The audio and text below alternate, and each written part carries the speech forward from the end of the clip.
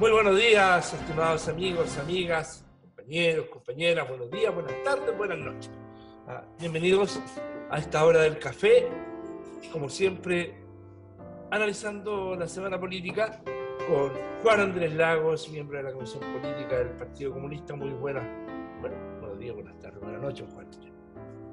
Hola Iván, ¿qué tal? Hola Omar, ¿cómo estás? Hola, buenos días. Hola Omar.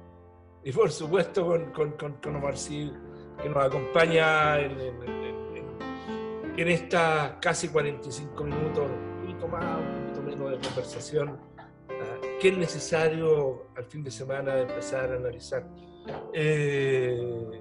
Buenos días, Iván. Buenos días, amigo mío. Buenos días, Buenos días. Juan Andrés. ¿Qué tal? Vámonos directamente al hueso. Ha sido una semana muy grata para los chilenos y chilenas, porque se logró, producto de la presión popular, el apoyo popular, que el Senado el día de ayer y también el mismo día de ayer el Parlamento pudiera aprobar para que los chilenos pudieran sacar el 10% de nuestra AFP, ya ante las tardías respuestas del gobierno en ayudar a la población ante esta situación de pandemia. El análisis de una semana y media bastante movida en el Parlamento y en el mundo político. Los alcances de esta medida, Juan Andrés, de este logro en el Parlamento, ¿cuáles son los alcances en términos generales y en particular si vamos analizando después, Omar, por sector, por los impactos en la derecha, los impactos en el centro político, los impactos en la izquierda? Pero en términos generales, ¿qué opinas tú, Juan Andrés?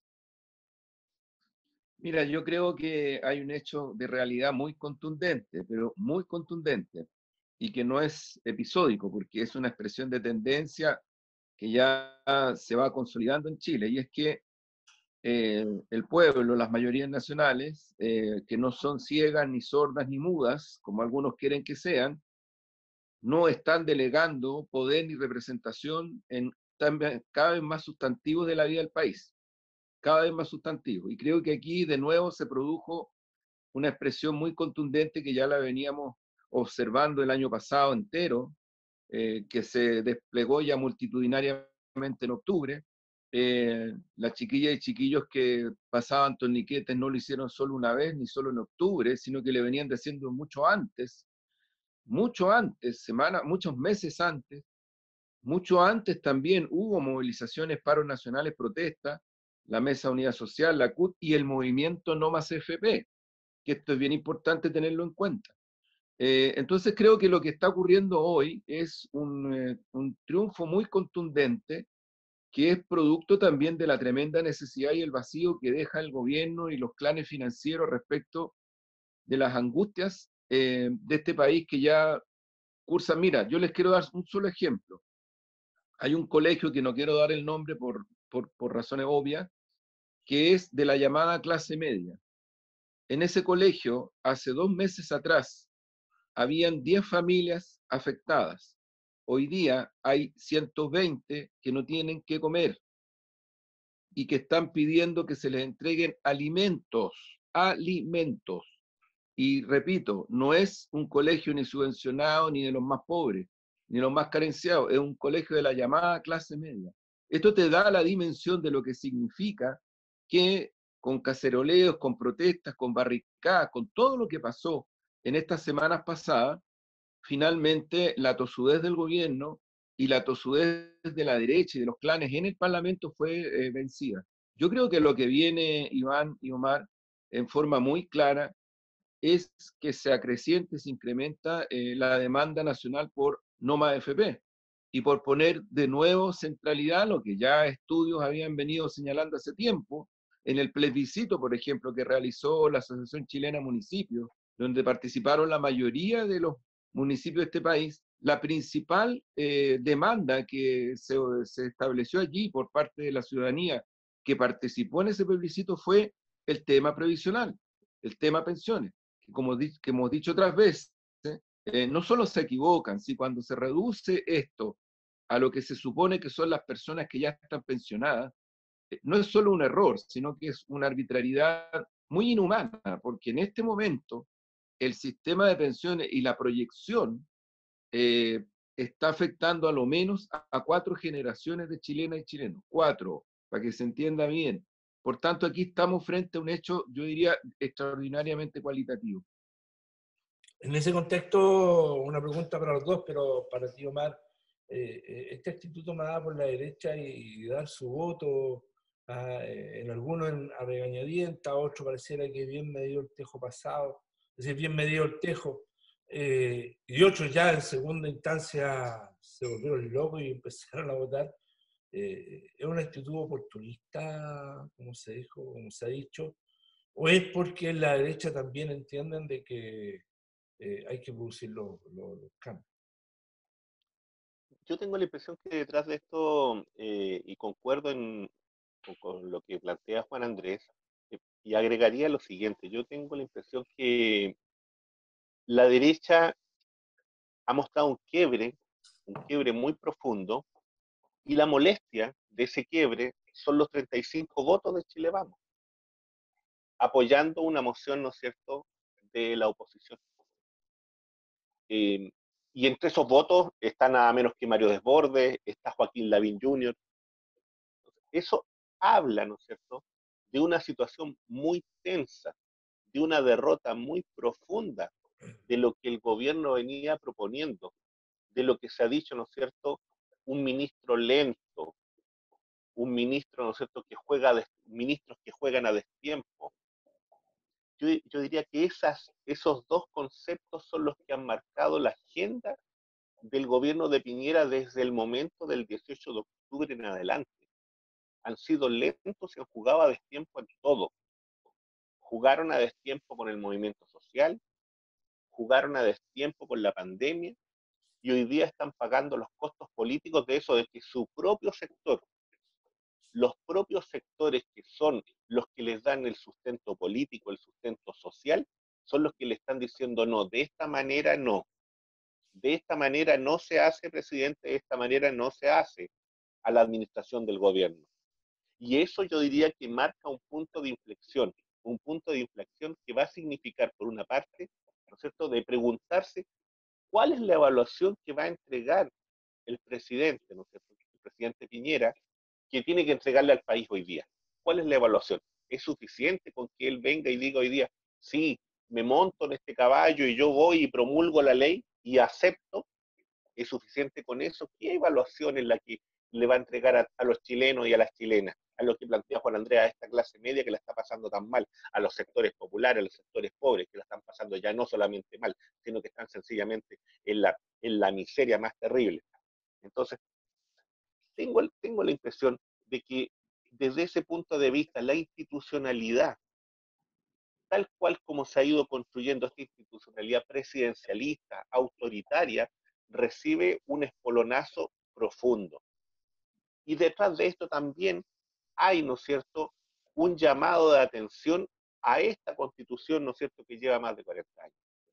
Y por tanto, la urgencia, la urgencia hoy día, ¿no es cierto?, de empezar a trabajar y de empezar a visualizar y de empezar a aterrizar el tema, ¿no es cierto?, del plebiscito, y en donde la ciudadanía tenga que manifestarse, tenga que votar y tenga que empezar a visualizar este nuevo Chile, este nuevo escenario, esta nueva forma de reorganizarnos. Eso es lo que yo veo hoy día muy latente, y veo en la oposición también, ¿no es cierto?, elementos importantes que han podido venir y aunar esfuerzos, llegar, ¿no es cierto?, a ciertos puntos de unidad, que siempre van a ser complejos, como lo hemos visto nosotros en otras entrevistas, ¿no es cierto?, que hemos estado haciendo en este último tiempo, y en donde diversos actores políticos nos han dicho la complejidad de conformar estas alianzas. Sin embargo, este punto de convergencia para mí me parece que siente un precedente que las oposiciones no pueden desconocer.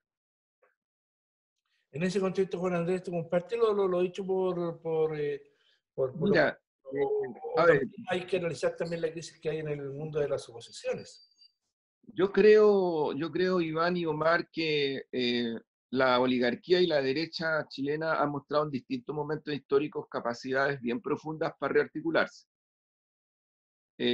Con la venia y con el apoyo y con el impulso de los norteamericanos muchas veces, porque los dispositivos políticos norteamericanos en Chile operan no como operan en otros países, operan ni siquiera tan sutilmente, operan al interior de los partidos, para que digamos la verdad como es, al interior de los poderes políticos. Nosotros decíamos el otro día, en Viña del Mar se reunieron gente del Comando Sur con los aparatos de inteligencia del Estado chileno, y también con gente del gobierno. Y se reunieron para analizar lo que está pasando, porque están medio preocupados de la situación. Recuerden ustedes que a finales de los 80, incluido Pinochet, estuvo dispuesto a hacer un acuerdo con parte de la oposición, excluyendo a los dispositivos populares y sociales que empujaban una salida democrática de verdad y soberana a Chile, y lo lograron. Y lo lograron, porque aquí lo que ocurrió fue que una parte de esa oposición, lo que viene siendo después la concertación, incluido el Partido Humanista, que después se salió de la concertación tempranamente, hicieron este acuerdo nacional. Entonces, yo diría, hay que matizar un poquito, porque ocurre que dentro de Renovación Nacional, el sector que gana terreno es este sector, o sea, el sector de Desbordes, Osandón, Osco, Osandón, que en votos para Renovación Nacional es mucho más importante que Alamán, que fue el que derrotó a Soledad Alvear. O sea, los votos de la democracia cristiana se siguieron yendo significativamente hacia Renovación Nacional Evópolis. Que te recuerden de dónde viene Sichel, que fue ministro y ahora presidente del Banco de Estado. Él fue un histórico dirigente y militante de la democracia cristiana. Recuerden lo que pasó con Adolfo Saldívar. O sea, estamos hablando de expresiones demócratas cristianas en votos y en expresión política muy importantes. Yo creo que ese sector de Renovación Nacional, ese sector de la derecha sale fortalecido en esta vuelta, pero además también ocurre algo así en la UDI, donde Lavín, que había dicho días antes ya que él estaba de acuerdo con el 10%, no solo se sube, sino que dice que está de acuerdo con el 10%. Por tanto, yo diría, hay que mirar bien el cuadro de la derecha y cuáles son los rasgos de su derrota. Ahora, esto para mi gusto, en el otro lado, entre comillas en el otro lado, yo creo que lo que expresa es algo que se ha visibilizado poco y que expresa que quienes empujan o sintonizan con mayor claridad con este impulso popular mayoritario que hoy día existe en Chile, que yo insisto, no es ciego, ni sordo, ni mudo. Tiene visión, tiene propuesta, tiene cada día que pasa cuestiones más articuladas desde el pueblo mismo, desde los movimientos sociales. Por ejemplo, yo decía el otro día en un foro, ¿por qué se ciegan tanto cuando el movimiento Nueva AFP, cuya propuesta ha sido respaldada por la CUT, la Mesa de Unidad Social, y por la mayoría de los partidos antineoliberales de este país, tiene propuesta? Hay una propuesta. Entonces viene esta ambición secreta, porfiada, fatigada de las élites transversales, porque también incluso algunos de izquierda que se suben arriba de eso, viene esta tentación de que ya ahora le toca a los expertos, ahora le toca a las técnicos, ahora le toca a no sé a quién, ahora le toca no sé a otro más. Yo creo que eso es lo nuevo en este país. Lo nuevo de fondo, para mi gusto, va en esta dirección. Y creo que lo que ha crecido en estos días es, en ese sentido, junto con la reacción popular, la tendencia política antineoliberal. O sea, esta cuestión no se resuelve con reformas, como lo hizo la concertación. No se resuelve con ayornamiento, con gatopardismo. Y por tanto, el concepto de unidad, para mi gusto, está severamente cuestionado en Chile y tensionado entre los que apelan a la unidad para reayornar el modelo neoliberal y los que están empujando, entre los cuales me cuento, por una salida antineoliberal a este país ahora, no en 40 años más, ahora. Y digo esto porque, entre otras cosas, hay que decir las cosas como son. Los promotores del 10% en el Parlamento son parlamentarios del Chile Digno y de Unidad para el Cambio, encabezados por Jaime Mulet, presidente de los regionalistas verdes. Esos son los promotores de este proyecto de ley, que fue respaldado por las bancadas también del Partido Comunista y por otros sectores. Pero los promotores que recibieron al comienzo muchas críticas del campo neoliberal transversal de la derecha y de la desconcertación. Ustedes recuerden, Lagos Weber incluso lo contradijo su propio presidente, Heraldo Muñoz. Entonces creo que esto, yo diría, es bien importante porque la sintonía, la sinergia que se está produciendo entre el campo popular y los sectores políticos que expresan y empujan una lógica clara y decididamente antineoliberal, yo diría que salió tremendamente fortalecida de esta situación. Y me parece que lo que viene es un campo en disputa muy fuerte desde el punto de vista de la direccionalidad que va a adoptar el proceso que irrumpe en las calles, porque todavía hay gente dentro de la oposición. ¿Para qué estamos con cosas? Todavía hay gente dentro de la oposición que le produce pánico las manifestaciones en la calle. Ellos no están de acuerdo con la primera línea, no han estado nunca. La acusan de violenta, poco menos que de no sé qué cosa. Tampoco están de acuerdo con las asambleas y los cabildos autoconvocados, ¿no? Más bien desde la institucionalidad sistémica tratan de generar ciertos acuerdos y consensos que tienen mucho de los acuerdos noventeros, que son parte de lo que la ciudadanía hoy día está rechazando de plano. Yo creo que si bien hay un cuadro dinámico, me da la impresión de que las tensiones y las contradicciones se van a seguir expresando durante el tiempo que viene, pero que qué duda cabe que este es un triunfo popular en toda la línea, sin ninguna duda. Yo rescato, insisto en esto, hoy día hay un medio que lo pone de relieve y me parece de toda justeza. Cuando pone a Mulet, a Jaime Mulet y otros parlamentarios regionalistas verdes como los autores del proyecto, si eso es verdad. Entonces, frente a ese tipo de cosas también hay que mirar la realidad, creo yo. En ese contexto, entrando ya, Piñera en las próximas semanas o los próximos días tendría que entregar cuenta al país de su gestión de este año. En ese contexto, ¿vislumbran cambio de gabinete, un nuevo giro y poder enfrentar lo que viene? ¿O seguiremos viendo a este Piñera y a este gobierno llegando tarde a todos los hechos que están sucediendo? Mira, yo creo, Iván, bueno, yo concuerdo con lo que plantea, con lo que plantea Juan Andrés, ¿ah? En general en el sentido de que este cuadro es dinámico, en el sentido de que este cuadro, como se dice, es dialéctico, ¿no es cierto? Está en un constante movimiento. Tengo la impresión de que el gobierno tiene un problema muy serio, y es que si quiere volver a conformar un gabinete y quiere llamar a nuevas personas, estas nuevas personas tienen que olvidarse de inmediato, ¿no es cierto?, de la posibilidad, si es que tienen alguna esperanza, de poder construir un nuevo gobierno en el donde se supone que el candidato sería Joaquín Lavín, aparentemente.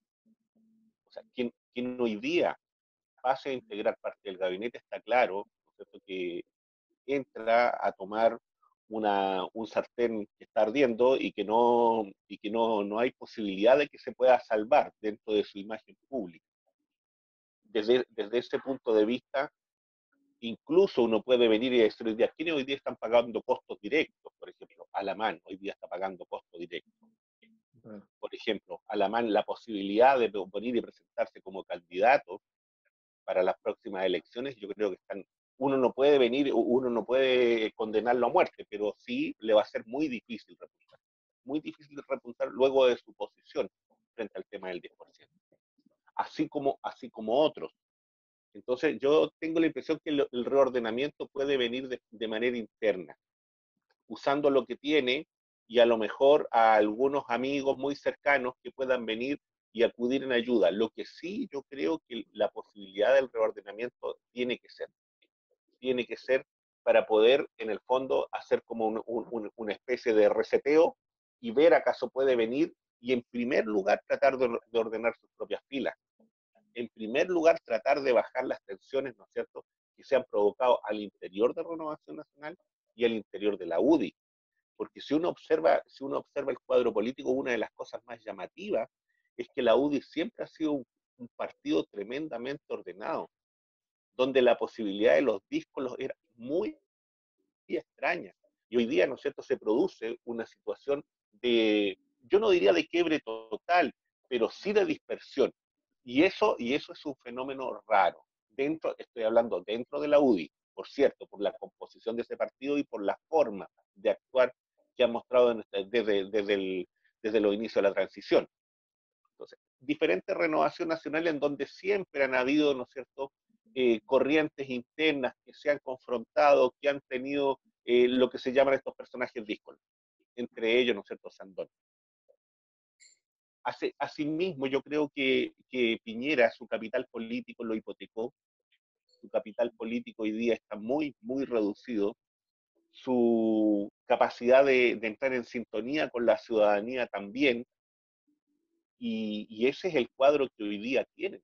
Yo diría que un cuadro bastante, no me atrevería a decir dramático, pero muy problemático, porque no hay que menospreciar la posibilidad que ellos tienen de volver a construirse y de que ellos tienen de volver, ¿no es cierto?, a ordenarse en beneficio de, primero, mantener el gobierno el tiempo que le queda, y segundo, de tratar de proyectar alguna posibilidad de la defensa, ¿cierto?, de la estabilidad de lo que llaman, ¿no es cierto?, este orden social. Eso no hay que menospreciarlo. Y en ese contexto, Juan Andrés, la pregunta, como tú lo decías hace un momento atrás, como lo hizo un medio, objetivamente los que presentaron, los que levantaron, los que jinetearon en definitiva el proyecto de Loma FP, viene del mundo del chilenismo, viene del sector donde están los regionalistas verdes, el Partido Comunista, el PRO. En ese contexto, tú lo ves primero como un triunfo de estos sectores de imponer la justeza de empezar a terminar con el sistema FP, pero al mismo Mira, tiempo... sí, sí. Sí, pero lo último, pero al mismo tiempo también hay un reacomodo de las fuerzas de oposición, o todas las fuerzas de oposición, en base a este triunfo logrado por la izquierda. Y lo que lo vislumbrado un exdiputado, voy a dar su nombre, sé que a muchos de nosotros no nos gusta, o tal vez a todos nos gusta, pero como analista entrevistaban ayer o anteayer, me refiero a Pepe Out, donde le preguntaban que después de esto habían partidos que iban a desaparecer, y él decía, sí, van a desaparecer partidos, que se acaba la política de los grandes conglomerados, como se conocían hace poco, lo que era la nueva mayoría y la concertación. Con esto él manifestaba que se volvía a una nueva reingeniería de conectividad y de posicionamiento. En ese aspecto me gustaría que me pudiera responder, Juan Andrés, ya que Sí, tú... sí. Mira, yo creo que Pepe perdió todo. O sea, quedó a la derecha de la UDI. Entonces, y Pepe fue socialista, fue del PPD, fue presidente del PPD, fue su encargado electoral durante mucho tiempo. Pero no es casual. Oye, miren, yo creo que es importante conectar. Ustedes recuerdan dónde terminó Flores, ícono del PPD, en el primer gobierno de Piñera, Fernando Flores. Sí, Senador pues. Flores, tiene razón, claro, senador Flores. Sí, sí. Entonces, esto de los corrimientos, yo diría que todavía tiene mucho campo. A mí me da, no solo fue Flores, fueron más.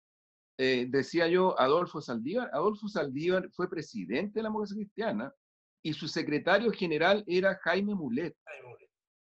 Jaime Mulet. Pero Adolfo arranca hacia la derecha, definitivamente termina siendo ministro de Defensa de Piñera y después embajador en Argentina, con más o menos una aproximación del 10% de la militancia y del voto demócrata cristiano que se va a la derecha. La democracia cristiana ha perdido en los últimos 12 años 1,5 millones de votos. Y ese 1,5 millones de votos no se ha ido ni uno a la izquierda, ni al PPD, ni al socialista. Se han ido a la derecha. De ahí viene Evópolis, de ahí viene Renovación Nacional. Entonces hay que mirar con cuidado. Recuerden ustedes que Osandón se le paró adelante a Piñera en la elección presidencial pasada. Y en un foro le dijo, a ti no te metieron preso por bonito. Y Osandón es un tipo que en términos electorales es clave para la vida política de Renovación Nacional. Osandón, su hermana, el sector que él representa, que tiene también raíces fuertes a nivel nacional. Bueno, pero digo esto porque en la UDI hoy día, yo creo que lo que podría ocurrir, y lanzo una hipótesis, es que el sector que tiene más fuerza y legitimidad para darle vida política a la UDI, incluso a disputar la presidencia, es el que encabeza la Lavín. Y qué duda cabe que la IBIN tiene una estrecha alianza muy astuta e inteligente con Katy Barriga, que en términos electorales es la alcaldesa que más votos tiene en la región metropolitana y en Chile. Entonces uno podrá decir muchas cosas respecto de Katy Barriga, muchas, pero que tiene una votación que le da para ser senadora, la tiene, la tiene. Entonces yo diría, maticemos el análisis porque creo que uno dice, chuta, la Katy Barriga el otro día, con todos los canales de televisión, peleando con el alcalde, con el intendente Guevara, de su sector, enrostrándolo, enrostrándolo. Entonces digo, los gatopardismos en un sector de la derecha están hoy día cursando, porque ninguno de estos sectores, que si bien están por la nueva constitución, ojo, Lavín, Osandón, Katy Barriga, están por la nueva constitución. Sin embargo, ninguno de estos sectores está por una superación del neoliberalismo y el capitalismo salvaje en Chile. Al contrario, están por reformas que efectivamente le permitan la pervivencia en el futuro. Y yo creo que algunos sectores de clanes financieros se empezaron a pegar la cachaca y por ahí va el mote, porque ellos tienen dispositivos políticos al interior de los clanes. Hay mucha gente que trabaja políticamente para los clanes. Esto que salió ayer de Scotiabank, diciendo que en realidad el 10% es algo que puede reactivar la economía. Scotiabank, no lo dice un partido político, que puede reactivar la economía porque va a ir a generar un poder adquisitivo que se estaba debilitando mucho. Que le Entonces los blancos, cerca de 3.000 millones de dólares en impuestos. claro, entonces los bancos hacen así, Sí, sin ¿te duda. fijas? Eso es. Entonces yo diría que esa disputa es muy atractiva para sectores de la democracia cristiana y del PPD y del Partido Socialista también, que son parte del establishment neoliberal de este país. Estoy pensando en Ricardo Lago Escobar, por ejemplo, que le ha mostrado muchos apoyos, múltiples apoyos a este gobierno, que fue el que dijo en el gobierno de Michelle Bachelet, cuando Bachelet estaba fuera del país, fue a visitar a La Moneda y le dio todo su respaldo al ministro del Interior, un hombre que siempre ha estado en el diálogo con la derecha dura, Burgos, con la derecha dura, con la derecha que apoyó la dictadura de Napoleón Duarte en El Salvador, de eso estamos hablando, y que dijo ahí cuando lo saluda que cuando le da su apoyo, dice, estamos en la crisis, en la peor crisis que ha vivido Chile desde el golpe. Esa fue la frase del Lago Escobar, y que la ha venido repitiendo constantemente. Entonces, yo diría que ahí hay que poner atención porque hay reordenamientos, hay movimientos que hay que observar. Eh, Recuerden ustedes que Frei Montalva, Eduardo Frei Montalva, es electo con una buena cantidad de votos que provienen de una derecha que inclinó su votación a Eduardo Frei Montalva para evitar que fuera electo Salvador Allende. Eso es un dato de la realidad, o sea, no es que yo lo esté inventando, o sea, los análisis que se hicieron mostraron que una derecha importante de este país optó por la decisión de apoyar a Frei Montalva para neutralizar a Allende. Y lo lograron. Pero Juan Y Andrés, lo lograron. en este análisis que tú haces semanal, Omar, también están mirando para allá. Yo los quiero que nos demos vuelta a la silla y nos miremos para acá. ¿Cómo está este proceso en las izquierdas o en la izquierda? Iván, mira, ahí te quería más que agregar. Yo creo que hoy día la irrupción del mundo político antineoliberal va tomando cuerpo, orgánica, sentido político, con el sentido gramsciano, va tomando fuerza, pero va tomando fuerza, no es ni hegemónico ni tampoco tiene hoy día la fuerza política y la fuerza de las ideas para poder empujar ya en una direccionalidad común. La otra expresión antineoliberal que para mi gusto está tomando cuerpo, le ha costado mucho, es el movimiento social más articulado.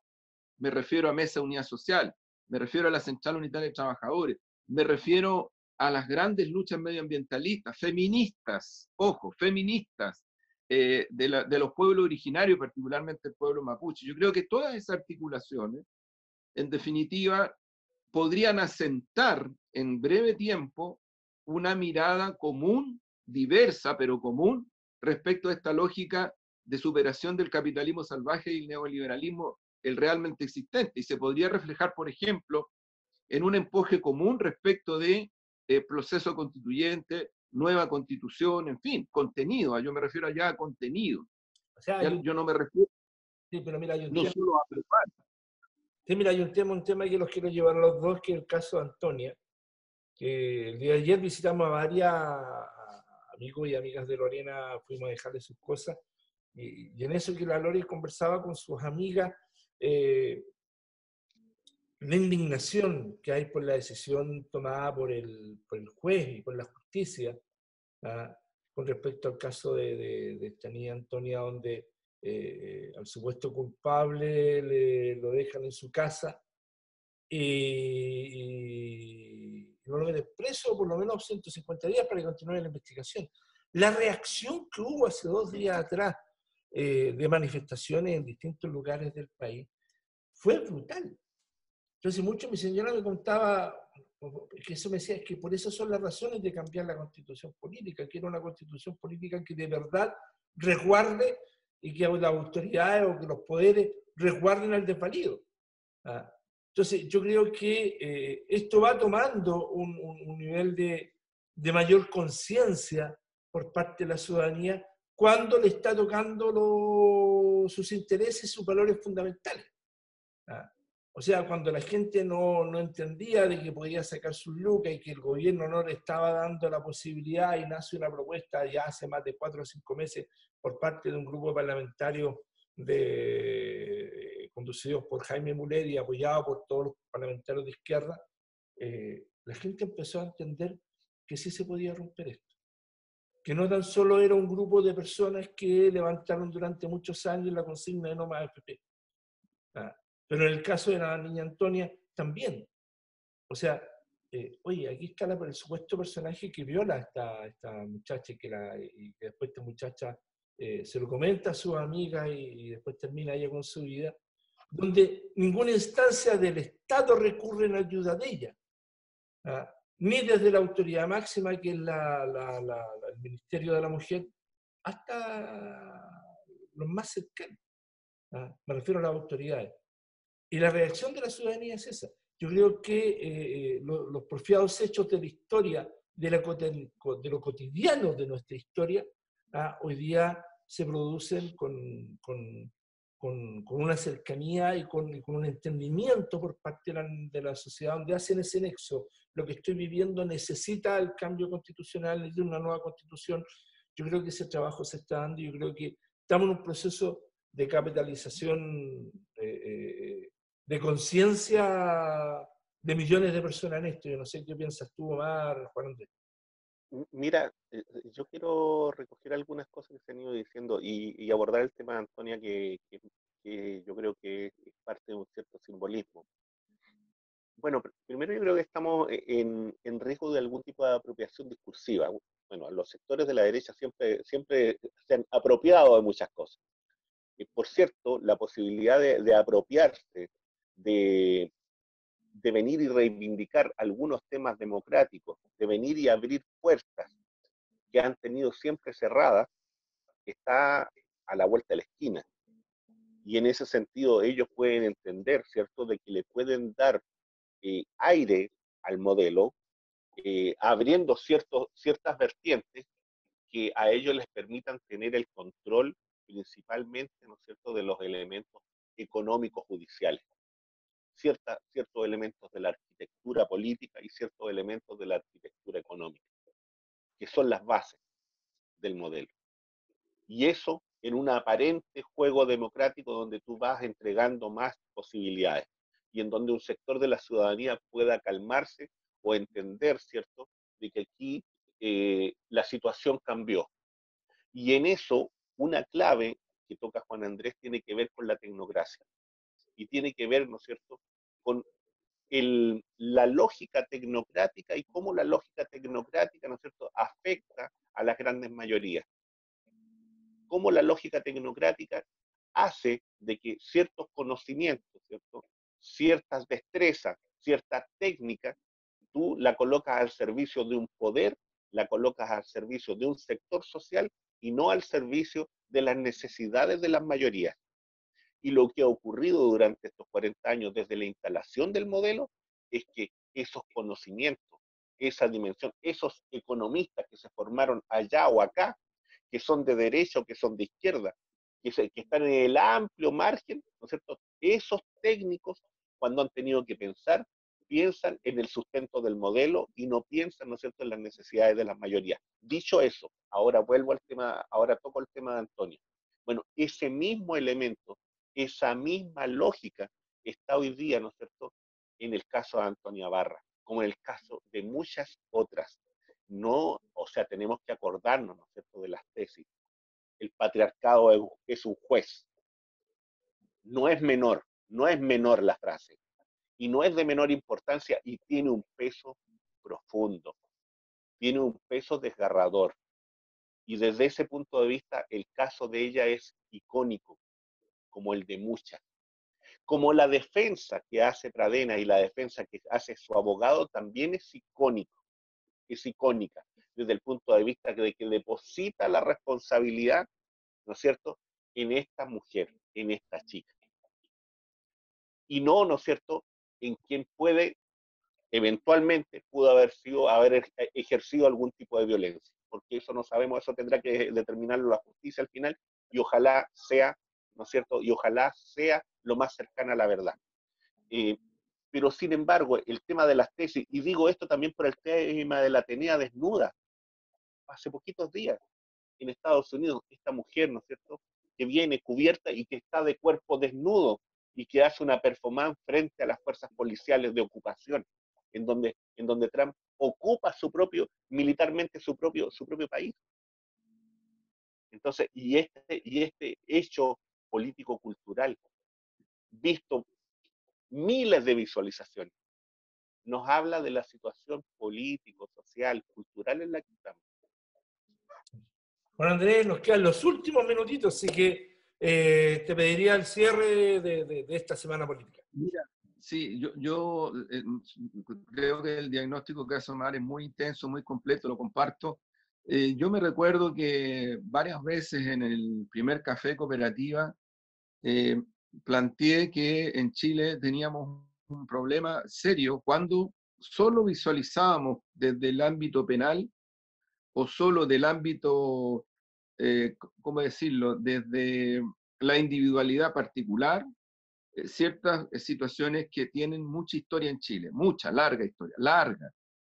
Digo, el abuso sobre los cuerpos femeninos, también sobre los cuerpos infantiles, que involucra mucho al poder religioso, transversalmente, sobre los cuerpos de la diversidad de género que se han ido abriendo camino con mucho sacrificio y martirología en nuestro país. Aquí en Chile ha habido castigo, asesinato, estigma, sobre todo aquello que no es mujer o hombre de acuerdo a unos cánones establecidos y preestablecidos por un patriarcado y por unas oligarquías y también por dogmas desde centro, incluso desde sectores de izquierda. O sea, yo digo esto para dimensionarlo en la profundidad real que tiene y que ha tenido en Chile esta situación.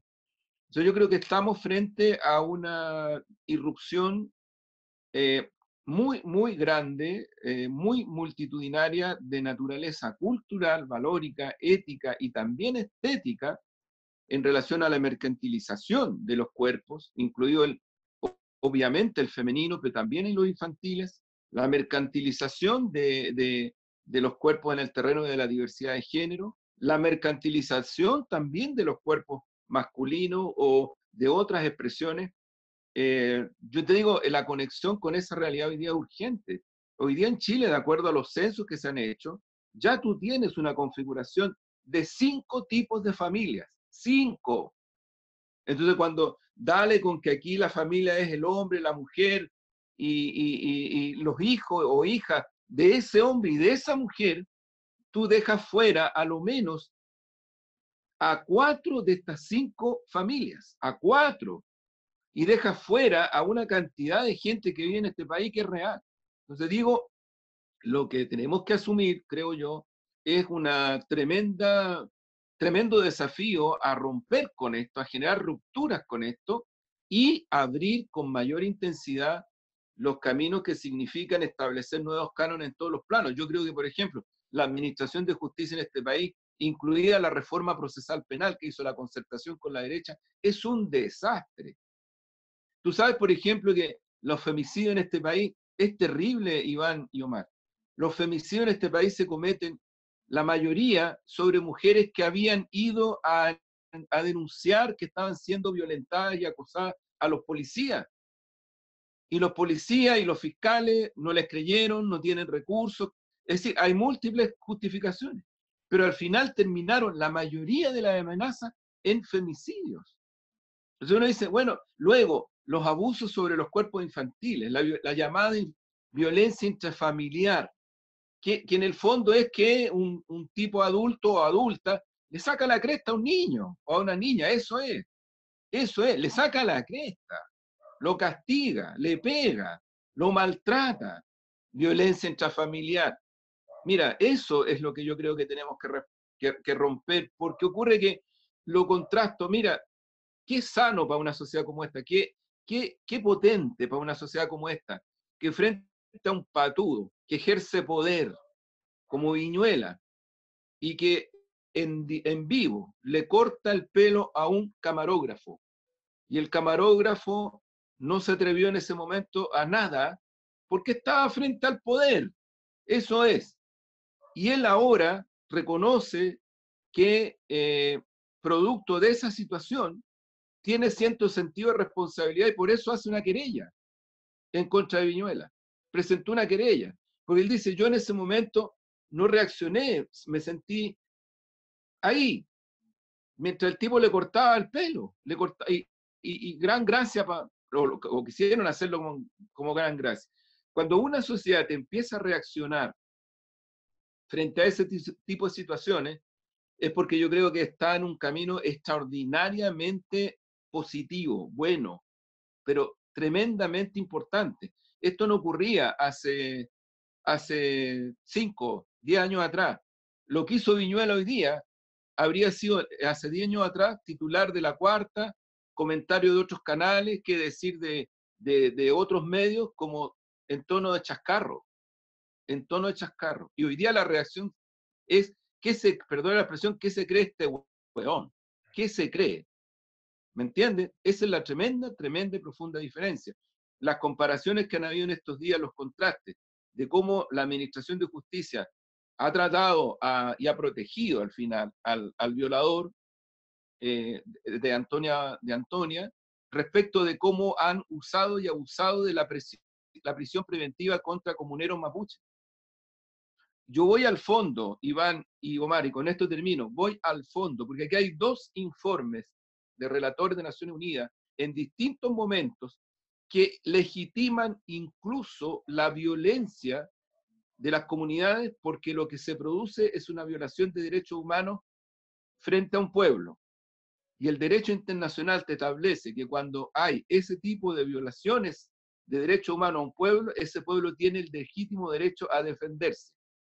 Dicho en términos concretos, si a tu casa entran los pacos o civiles armados o delincuentes y van a violar a tu esposa o a tus hijas o a tus hijos o a ti mismo, ¿tú te defiendes? Y si te defiendes, ¿es legítima defensa? Claro que es legítima defensa. Es la misma situación que coloca el derecho internacional frente a los pueblos originarios en general en todo el mundo y en particular en este caso frente al pueblo mapuche. Pero aquí lo que tú ves es una criminalización de incluso la resistencia mapuche en los grandes canales como si eso fuera terrorismo. Terrorismo no es el exterminio. Terrorismo no es que les quiten el agua, que los sequen, que los dejen sin posibilidad de pervivencia como pueblo. Terrorismo para ellos, eso es lo que está cambiando y yo diría que bueno que esté cambiando porque son parte de esto que al comienzo conversábamos, que es este nuevo pueblo, o no sé si tan nuevo, que a lo mejor estaba, como dice, Chile despertó, estaba medio dormido, no sé, pero en todo caso, en relación al pueblo mapuche, nunca ha dejado de luchar. Nunca ha dejado de luchar. Y yo creo que ese es un dato muy importante considerar. Yo les quiero de verdad agradecer a los dos, a ti, Juan Andrés, Omar, a ustedes también, estimados amigos, amigas, de compartir cada hora de esta semana, de este análisis semanal, con la presencia de nuestro querido colega y gran político, periodista, miembro de la Comisión Política del Partido Comunista, Juan Andrés Lago. Muchas gracias, Juan Andrés. Gracias, Iván. Gracias, Omar. Un gusto. Y bueno, también a nuestro querido poeta, que baja del mundo de las letras a conversar con los seres humanos y a analizar con su poesía la realidad semana a semana. Muchas gracias, Omar. ¿Puedo hacer una sugerencia? Claro. Una sugerencia, que la próxima semana Omar nos comparta alguna de sus poesías. Sería bueno, sí, sería muy bueno. Ya, para la próxima semana. Gracias, Iván. Gracias, Juan Andrés. Que estén muy bien. Con este cafecito podamos escuchar también escuchar la poesía de Omar Cid. Muchas gracias a cada uno de ustedes y nos vemos el próximo viernes aquí en el Crónica Digital.